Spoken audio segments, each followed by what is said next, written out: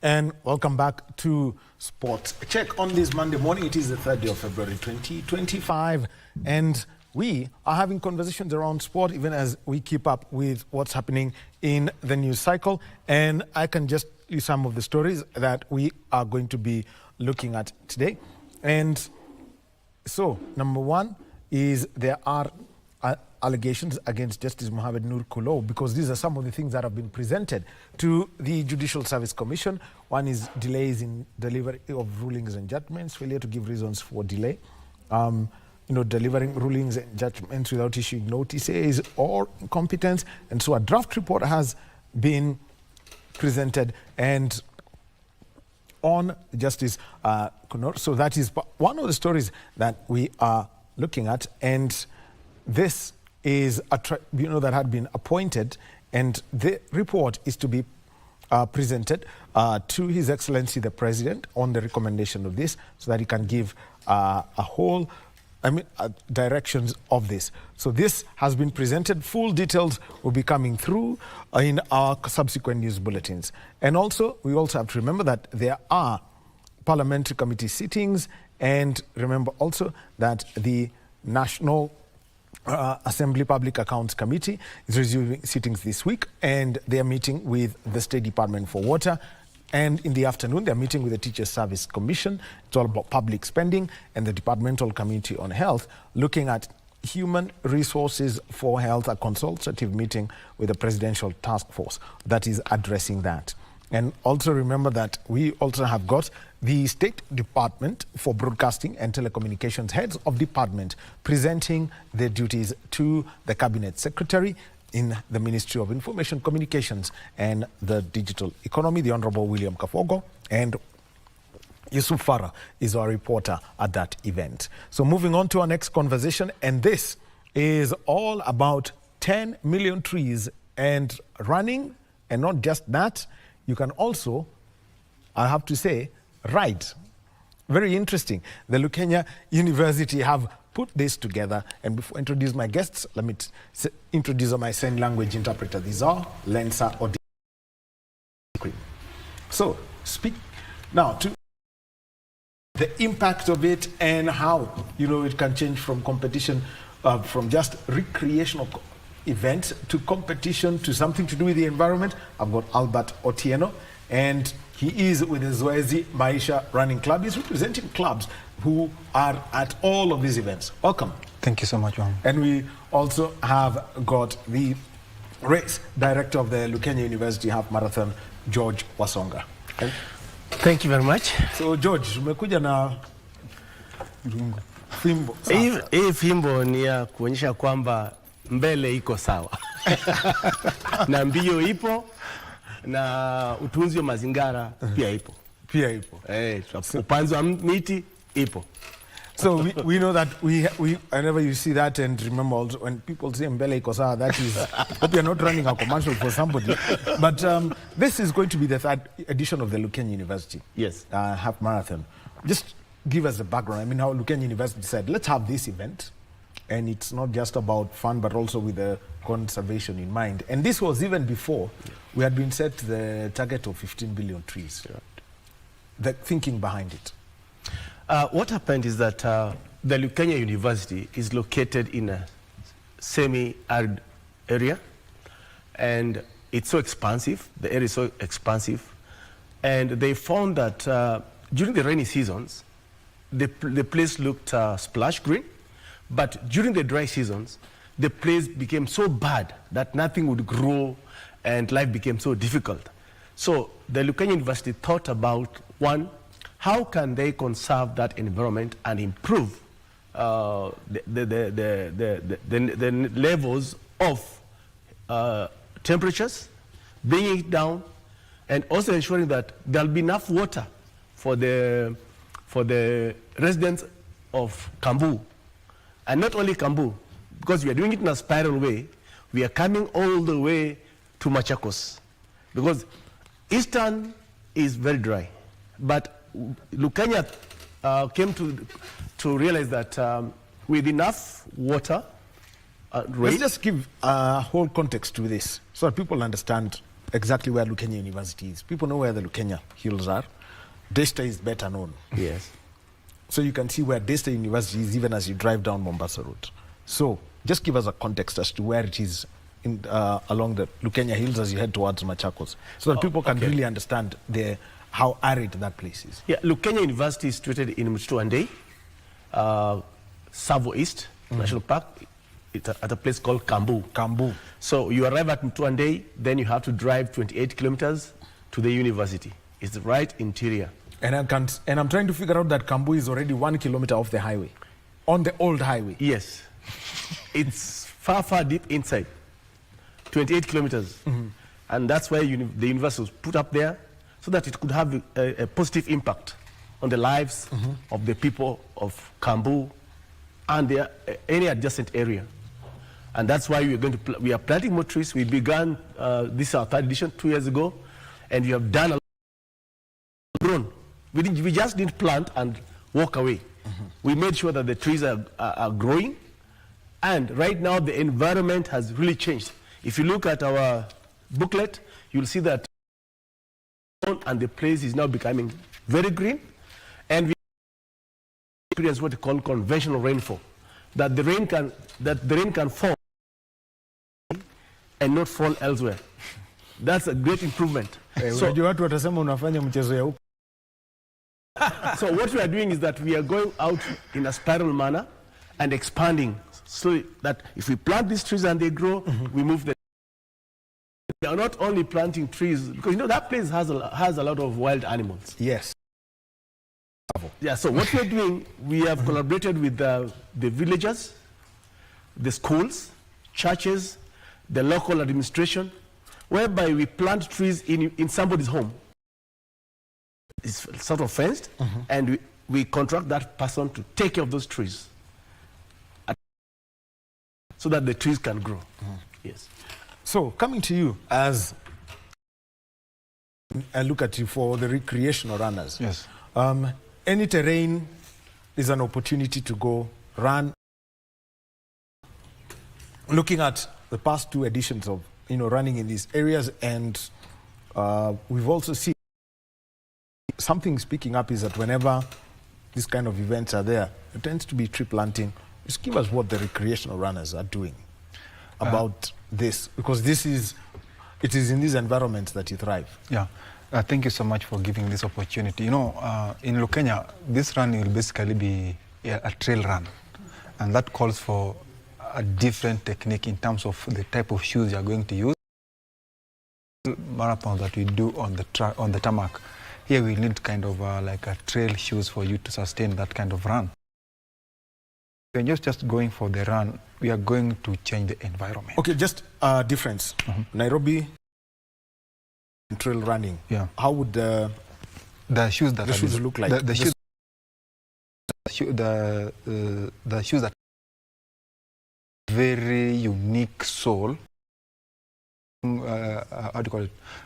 The treads. The treads for you to be able to run comfortably. And the tarmac. Kama ya 4x4 kawaida. Yes, yes, exactly. You see the guys and the rest, the soles are thick and soft, so that it cushions them against the impact. And flat. Yeah, the flat surface. And so the guys running at Lukenya will have to actually come with shoes. The trail shoes that are there, if you Google properly, the shoes that are able to sustain you in such a terrain and make you run comfortably. As a representative from the running clubs, Kenya is a running nation. Though we are still trying to grow this community whereby more guys like you can join the running community. For instance, if you look at in the post-COVID era, there are so many running clubs that have come up across the country. In almost every estate you see people running, they belong to a certain club. So we are looking at a scenario whereby, in as much as we are running, we need to have more people on the road so that we can also improve on our health standards. Yeah. Looking at it, what have you seen picking up of this recreational running? What are the social benefits? I mean, you haven't reached a level where we talk about the economics, but there are the social and also environmental benefits that are coming down. I'll also add the economic, because looking at Lukenya, this is more of tourism, the sports tourism. this gives opportunity to runners across the globe to come and run inside Tsavo. When they come, we know what the impact it brings, the spiral effect into the hotel industry, the food, all this kind of stuff. You find that when they come, the economic impact will be felt. Social impact, you find people meet. Human beings are social beings. They come and network. Probably you are in from an industry of, let's say, environment. Somebody else is coming from the media industry. You can be able to come and share ideas and see how best you can improve the environment. So, Wasonga, let me now come to you. And looking at the first event and the number of people who came in and said, okay, well, so these people are talking about 10 million trees. That is not, I think people will be surprised that they are not as, 10 million trees is something that could be doable. But what was the first impact way back in 2023? Yes, at first our target was 1 million. And then we teamed up with other corporates and other friends, like the First Lady's office. And in our meeting, we said, no. This is a huge thing, and 1 million trees will not be enough. And from the first run, where we got so much and planted so much, we said, okay, fine. Let us give ourselves a huge task, a bigger challenge, and go for the 10 million trees. And actually, right now, I think we are at around 2.5 million that we have already planted. And not only in Kambu, we have even gone to other schools away from Kambu, trying to change the environments in these schools. You know, there are schools where there are no trees, and the children cannot even have a place to sit under a tree, under shade, because there are no trees at all. But with trees, children can play. When they're tired, they can really easily sit under a tree and relax and recuperate. Okay, and which are the trees that you're using? Because we know of trees that have been planted or introduced in some places and turned out to be more of a hazard to the environment and the people and the livestock than of benefit to them.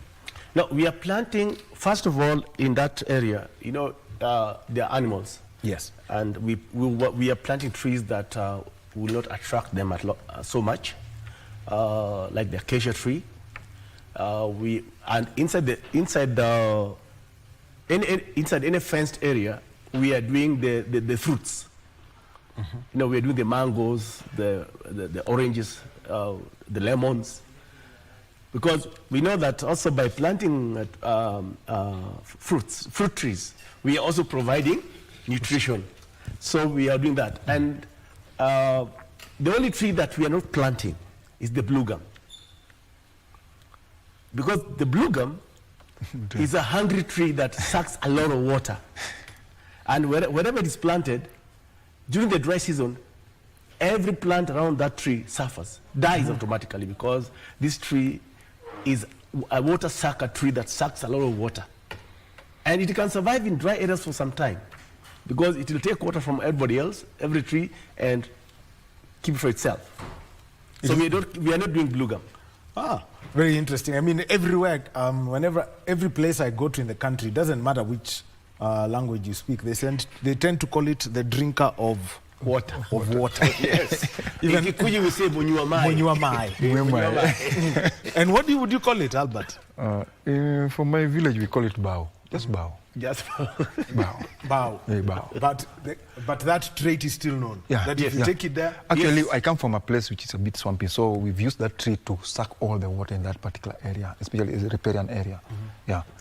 Well, that's the only place you should grow it. Now, looking at it now, when attracting these athletes, you know, when you start, or whenever you start an event, it may start with 120 people, 200 people.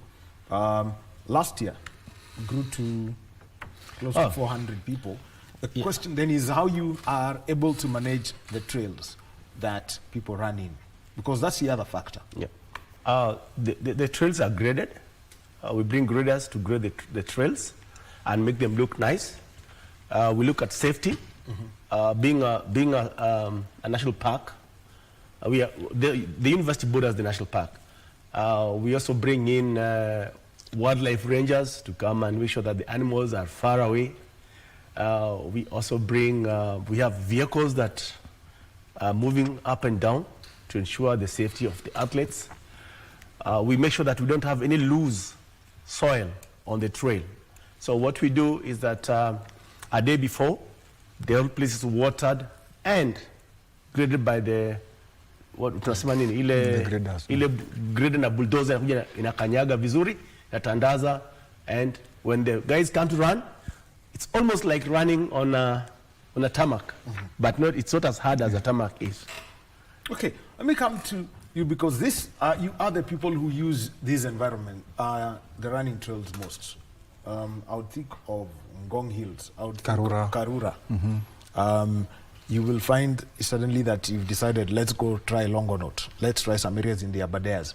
What are the efforts that recreational runners, even Zoezi Maisha, are doing to ensure that this environment is conserved? Because without that, I don't think you would have that. And I would also freely mention, we've seen the athletics community out in Kaptagati 10 replenishing the forests, because that's where all our marathoners train, in the forest. Yeah, that's a very interesting question. You see, I'll give you a very good example like Karura here. One of the things that they don't allow you to get into the park with is a plastic container, because it is harmful to the environment. So they ensure that as you drive in or you walk in, you don't carry that particular container that is going to affect the environment. The single-use plastic? Yes, the plastic, yes. Chupa ya maji they don't allow you, because most people take it and throw it in the forest, and it harms the trees. So that's one of the elements that I must appreciate them for doing. Then I think there's an area that we also need to look at. We are just not planting trees, we are growing trees. You can plant and neglect it there, but at Lukenya University we are looking at how we plant them and grow them. We follow up and see, okay, we planted this number of trees in these particular locations. Let us go and check how they are doing. That is one of the elements that we are doing differently from other people. And also, we encourage people to come and adapt forests. We have a number of acreage that we have subdivided, and any corporate can come and say, okay, this is KBC forest, and we will help you grow the trees, and we will take care of the trees for you. Can label it. You can have your plague there, or your whatever, and that will be your forest.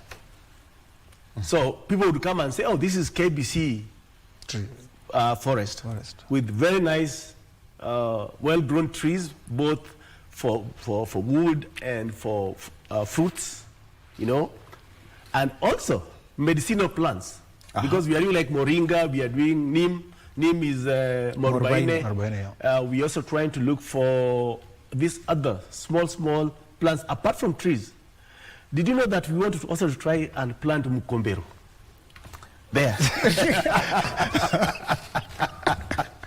That is medicinal, and you know what it can do. It's appetizer. So all those plants that are there, that is one of the things. And overall, the first thing that, for example, when you work with Karura or, some of these protected trails, you can think of Ngong Forest, the Ngong Hills Forest, and then there's the Ngong Hills Sanctuary here. And there's the Ngong Sanctuary, yes. That is just along Ngong Road. Boretum is also here. There's the Boretum. So there's Nairobi City Park as well. Yes. So all of these conservancies where people go and recreate. What has been the response of the people who are protecting the Kenya Forest Service, be it the Nairobi City County Government or even the Kenya Wildlife Service? What have been their responses? And what are the calls that they're making to the public? I'll give an example like the Friends of Karura. They have a very, very active social media where they sensitize guys about, like some few months ago, a few weeks ago, they've been replacing the trees, all those blue gum trees that are falling them down, planting the other trees that are able to take care of the environment very well. They keep on updating on their social media about conservancy, what you need to know about the forest, how to take care of your forest, even the security itself, because remember, one of the most insecure area for recreation is this Ngong Sanctuary, yes. Because it neighbors Kibra, and there have been some incidents whereby guys have been attacked there. And of late, they've been trying to work on modalities on how they can improve on the security. So all in all, I would say that more updates on what they're doing is giving us some hope, and we believe that as we move forward, we'll be able to get a secure environment with good serenity for us to run and enjoy the environment. So also, you know, with a good environment, athletes tend to perform very well. And that's why you find that most world records are broken in Germany. Just look at the history of records. Most of them are done in Germany. Berlin, to be specific. Berlin, to be specific. Why? Because after the World War and all that, they began to restore the country in terms of natural conservation. And they planted so many trees that would absorb all the carbon dioxide. So when you run in such trails, you find that there's a lot of oxygen for you, and the temperatures are lower than where there are no trees. That is why when Kenyans go to run in Berlin, you would always expect some records to fall, either the course record or the world record. Yes. Very interesting. The other thing that I want to come to is attracting people into, you know, running. And the one thing is, when most people try to get into this sport, you may be unfit. We know about that. I actually know, I know of recreational runners who have done all major marathons. Yes. You call them generals. Yes, generals. Yeah. Yes, they call them generals. So I know, actually, I'll shock you, I know every Kenyan who has run all the 6. Like the David Thuos and the rest. Yes, starting from the first one, the first one to do it. Yeah. Now, when you get those, when you try to pull in people into this running, kitu ya kwanza pumzi hauna. That is there. Yes. So you won't have that stamina. But how do you get people interested in running such that when they get into this event, for example, like in Lukenya, you've got the 5K, 10K, half, and the full. How do you grow them? For the last 7 years that I've been into running, I've recruited so many guys into running, and one of the things that come out so strongly is starting small. Starting small, whereby if Wahome wants to start running today, you want to do a 10-kilometer run for the first time, and you've never run before, that will be a big problem. You need guidance from people who have been there before. For instance, I say, okay, well, Wahome and George, let us start this thing slow. Today, I want to just do like 2 to 3 kilometers until where you feel you cannot move further. We'll be able to continue the following day, do a few stretches. Unlike us, when we started, when there was nothing like watch to give you the metrics on the heart rate, what have you. These days, things are different. Technology has really improved, whereby I'm able to know if Wahome ran in the morning, I'll be able to check through a particular platform. He will not be able to lie to me that he ran and he didn't run. So I'll know that Wahome did 5 kilometers. Wherever I am, wherever you are, there's a way I'm able to monitor that. Because all you have to do is just have a common app. A common app? Yes. There. So if I decide to go around my house, you will realize there is no elevation gain. Exactly. Yes. No, I can run around my house. Yes. And I know that you ran around this particular area with a flat course of 0 meter elevation gain. But again, people in a radius of 10 meters. There's also another element here whereby people get more attracted to medals. People just want to hang those medals in their houses. It's a good thing. It attracts more runners to come. Okay, the first thing when you're organizing a run like this one, the first question they'll ask you, kuna medal? Kuna medal. If there's a medal, automatically they go to the registration link, they register very fast, and they come for the run. The others will also ask about the virtual run.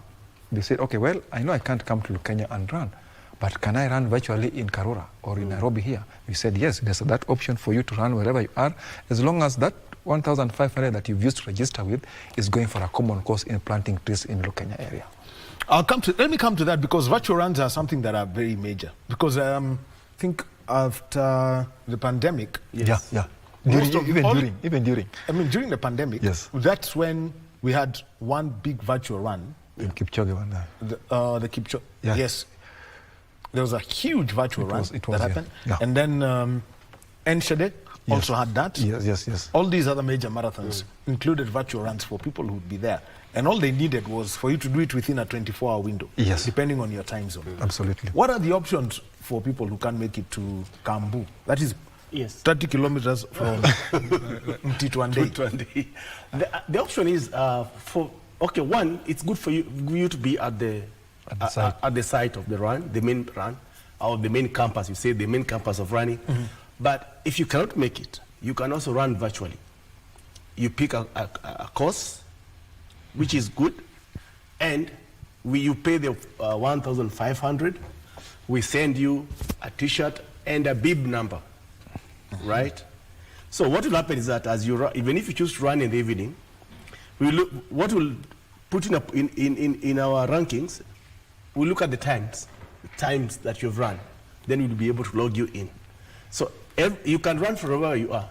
However, running from wherever you are alone or running two people is not good for you socially. You need to network. You need to mingle with people. You see, right now we have a lot of mental stress, physical stress. But you find that when you are in a group of people, these things tend to disappear.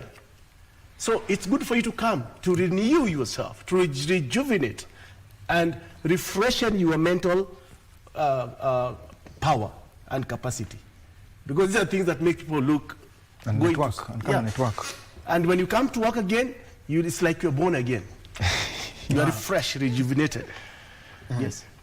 Okay. And now, let me come now to the running trail that you create. So, 42 kilometer, you've got the full marathon, the half marathon, the 5 kilometers and 10 kilometers. One of the things is the AIMS, the global body that oversees marathons for World Athletics. One of the things they do take a look at is the surface. Yes. Now, this is a trail running. So how does AK come in and classify you as a legit event? Actually, in the past two events, AK has come on board and they have inspected the course and they gave us a thumbs up. But still, even this time, they'll come again and inspect the trail because things change. They must come there. They have their main inspector doing quality assurance. He'll come down there, drive through the 42, look at the surface, test the surface, and he's going to tell us whether we have met the conditions or we need to improve. He'll also take the measurement of the distance and see whether it is 42 or it's more than 42 or it's less than 42. He'll also check on whether is it too hilly or is this just a flat course. Then they'll advise on what to be done. But for the fun runners, we'll also have another course for 5 kilometers for the fun runners. And they'll have their own course. And also, we are bringing in a major thing, the Black Mamba race. We'll be coming to that because we're very interested in that. Out there, they call it Kasululu. So we will find out how they're going to do the Black Mamba race and get interested in it. But right now, let's move over to an event today. Well, let's get back to our conversation. It's about the Lukenya University Marathon taking place in March. And not just an interesting event, two wheels, the Black Mamba race. Wasonga, you're the race director. Just tell us about this. Now, we discovered that around that area, the main mode of transport is Kasululu, or Black Mamba. The Black Mamba. And not border. Not border. And fun enough is that most riders are women. Like when they're going for water, they ride. To the market, because a market is like 3 kilometers or 5 kilometers away, they ride. So we thought about it, said, what if we brought in a category for Black Mamba racing for both men and women? Would it bring an impact? And the response was so huge, and it became so more attractive than even the main running, the main marathon. People were so excited to see women in their skirts with a simple bib on their chest doing 42 kilometers within very impressive times. So we said, okay, fine. Now we are going to introduce a prize. And we are doing a prize for the local, for the Black Mamba. which we are also going to have men and women and school-going children. Now, for the first winner, we'll give 15,000 shillings only for the win. Then we'll give 10, then 7.5, all the way to number 10, which will be giving 2,000 shillings. So number 1, you have your 15,000, right? And we are also giving scholarship, 2 scholarships every year. There could be someone who's Ryan and he's into education, but maybe he's going through some difficulties. Lukenya University will give 2 scholarships every year, full scholarships every year. For somebody who's deserving and also athletic. Yes. So the other thing is, then how do you organize these races such that, I think about 10 years back, just under 10 years back, there was an infamous case at the Standard Chartered Nairobi Marathon. Somebody called Njogu decided that he can take a bronze medal. But there are ways of checking. You know, yes. When you run, there is something white that... The salt that... This saline, whatever, that salt that forms behind your ears. Yes. So he didn't have any of that. So that couldn't be done. How do you ensure that if someone enters for the 21, they stick to it? If somebody goes for the full marathon, they cover the full distance, and for the 5 and 10 Ks? We are having electronic bibs. With chips, yeah. Chips. Electronic bibs, bibs with electronic chips. And as you leave the start point, it records. It records. Every checkpoint to record. As you finish, it records. So if you come from the forest, let's say you are hiding somewhere in the forest, and you are timing so good that the moment you see the first person coming, you just come out and really sprint to the finish line, thinking that you'll be a winner of the 200,000 shillings. The system will check you out. And there'll be problems for you. We know these things happen. I saw that case you're talking about, and it was so bad. The guy thought that he could beat the system. Beat the system. But we have a very good system that is security proof. We have brought in people. We also have what we call drones. We'll be having drones. We'll be having live cameras moving. And maybe KBC could come on board. We'll see about that. That's a very strong pitch that you have made. Yes. But also, I also know, because it's trail running, you can also look at how much dust you have on your legs. Yeah. So now coming to this, for people who would like to go to such an area and run, because you run in different surfaces. I know recreational runners can decide, one day they decide they're waking up and go all the way to Narumoru and say, which is the shortcut to Nyeri town? And they cut. We know what... it's actually a whole... So how do you have people adapt to different terrains? Of course, people are running from different... The altitude, for instance, there are people who... Like Nairobi itself, someone training in Ngong, you cannot compare with someone training in Syokimau or probably at the river because of the altitude. So you find that the person training in Ngong has a higher advantage than the guy in Ngong, even if they're doing the same program. Yes. Because of the altitude, the red blood cell and what have you. So in such a scenario, I'll talk from the perspective of recreational runners. You know, sisi watu wa recreational runners, sisi nakuanga watu wa roho juu. As long as there's a run somewhere, we will go, regardless of how fit I am or whatever it is. I think it's kind of a cult that is brewing slowly into this country, which is a good thing, because if it is something that is going to help you mentally, physically, then we are good to go. So we always say, kufa makanga, kufa driver. They do it. They come, they run. Whether they have trained, there are even some cases where guys come while limping. I don't know, for fear of missing out, but that is the recreational runner for you, as you said earlier. FOMO.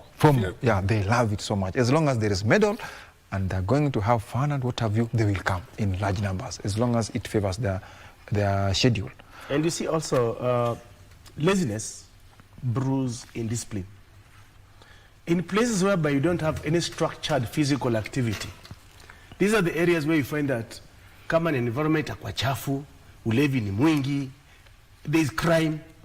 But where people are engaged in organized physical activity like running, a good example is Rwanda. Go to Rwanda. Every Saturday? There's a cleaning day, there's a no vehicle day. Yes, there's a no vehicle day. Everybody's walking, everybody's running, and they have so many running groups. And you go to Rwanda, even into the small towns, estates, they are very clean. I go there every time, and I ask myself, what is the secret? And I was told the secret is making sure that people are physically fit and mentally fit. Because when you're physically fit and mentally fit, you relax and you begin to be aware of your environment, and you begin to think of how good can your environment be.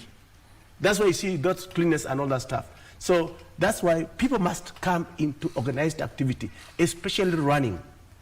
And even in other sports, we are told, like in Taekwondo, where I'm the Secretary General, we are told every athlete must run all the time. You must run all the time. Because as you run, different body muscle groups are worked. Running works the entire body. Yes.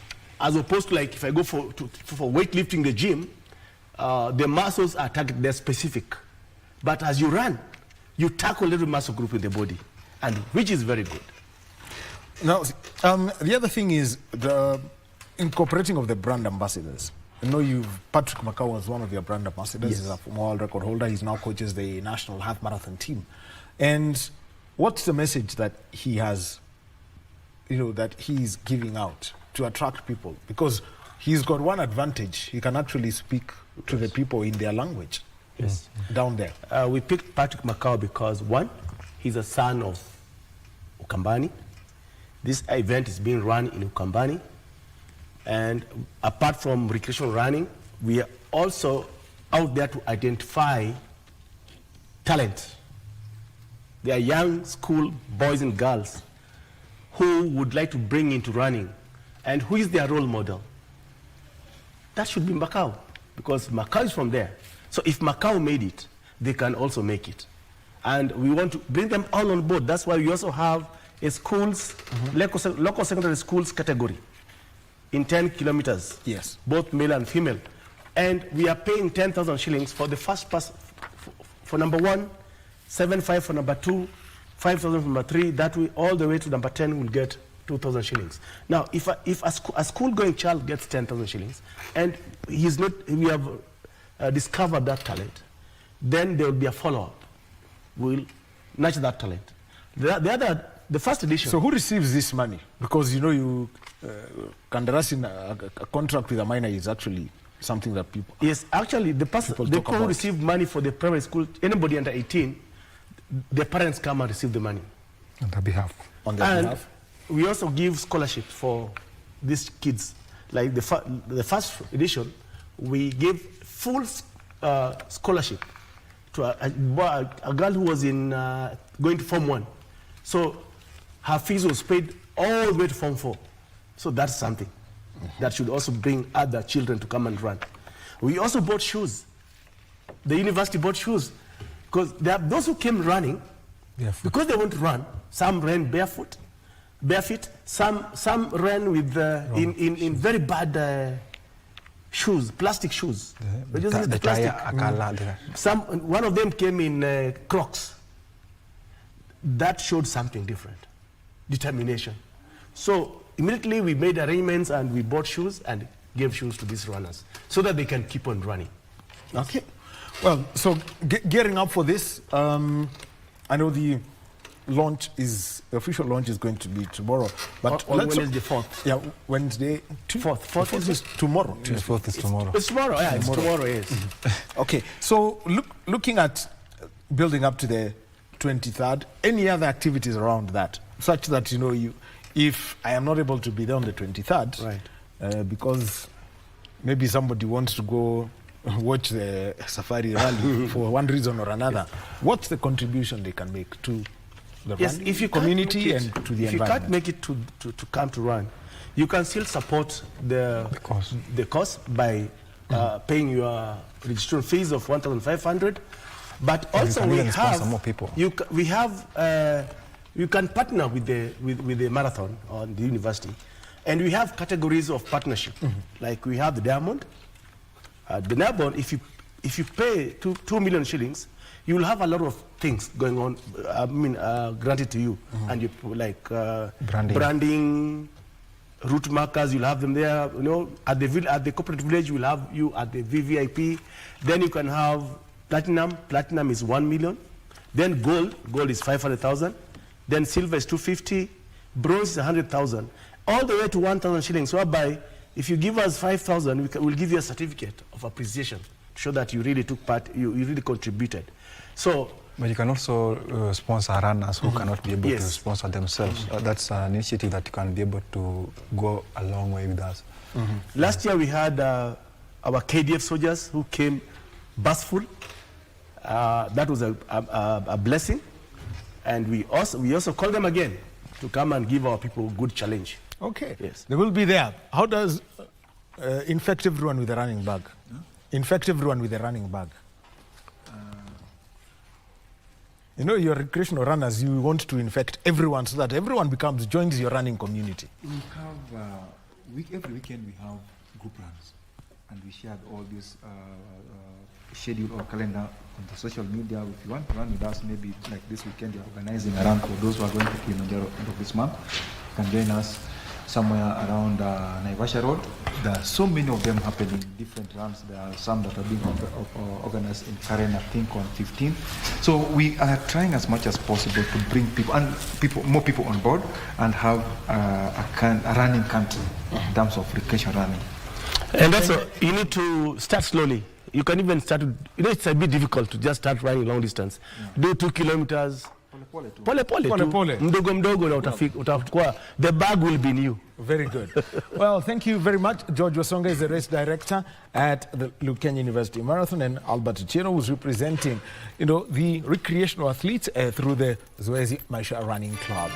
And thank you for being with us this morning, the judo demonstration that we had today as they build up to the year. And also, remember, run, and when you get the moment, plant a tree wherever you are.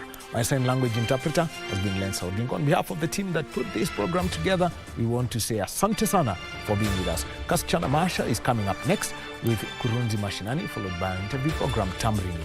Have a good day. My name is Daniel Wahome.